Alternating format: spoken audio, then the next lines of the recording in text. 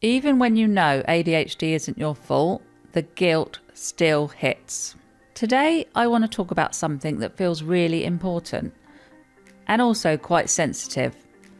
It's about ADHD, but not in the way it's usually talked about.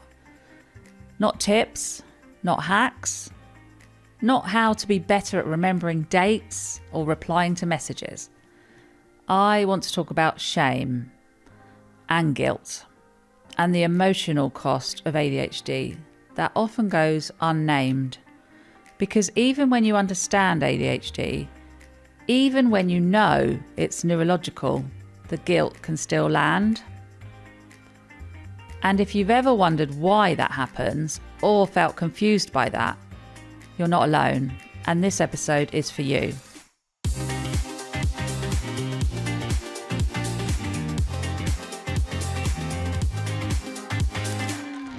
I want to share something that happened to me recently. I went to a pottery painting cafe with my daughter to collect a piece she'd painted. She was excited. I was looking forward to seeing it. It was something she'd spent time on. And when we got there, they told us they'd thrown it away because I'd missed the collection date. They'd sent me a text, but I hadn't seen it. I couldn't find the piece of paper. I didn't even remember when we'd painted it. And in that moment, my daughter was really upset. And I felt that familiar wave of embarrassment, followed very quickly by shame. This didn't hurt because it was big. It hurt because it mattered. On the surface, this looks like a small thing. A missed date, an unseen text, an admin error. But when you live with ADHD, moments like this don't land as small. They go straight to something deeper. They touch those old stories. I should be better than this. I've let someone down. What kind of parent does this make me? It's not the task that hurts. It's what the moment touches inside us. What made this harder was that it was Christmas Eve. And suddenly it wasn't just about pottery. It was about a moment, a memory, something I wanted to get right for my daughter. Watching her feel disappointed was the hardest part. And if you're a parent with ADHD, you probably recognise that feeling. That deep wish to protect your child from disappointment and the pain when you feel like you're the reason they're upset. Hello, I am just going to pop in here and let you know about my group coaching program, which is called The Academy.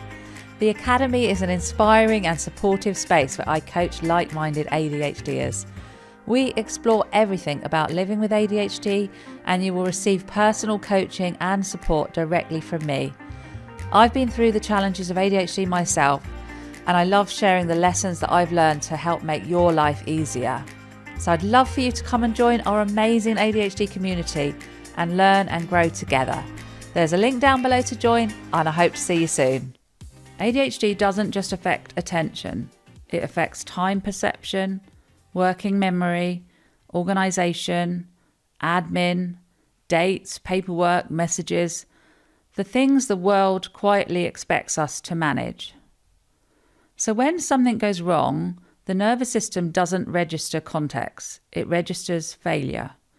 Not because we've failed, but because we're operating in a system that wasn't built with our brains in mind.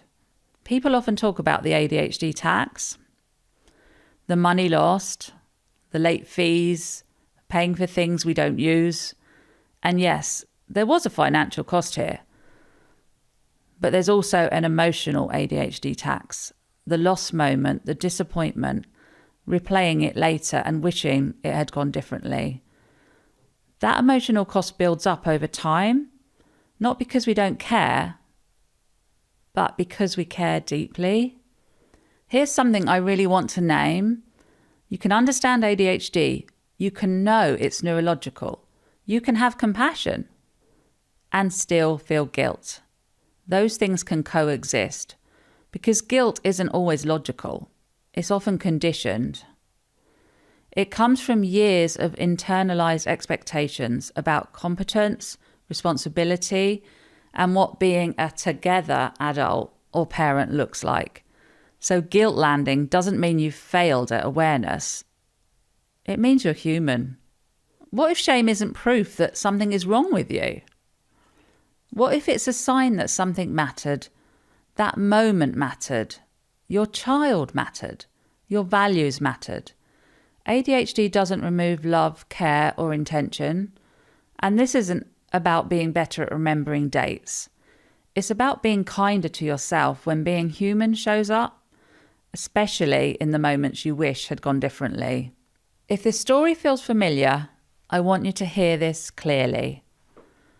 You're not broken. You're not careless. You're not failing at life or parenting. You're navigating a nervous system that works differently in a world that doesn't always make space for that. And the shame you feel isn't proof of failure. It's proof that you care, you're human, and you're not alone.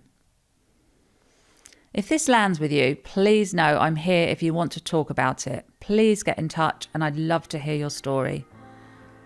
So thanks for listening. See you next week.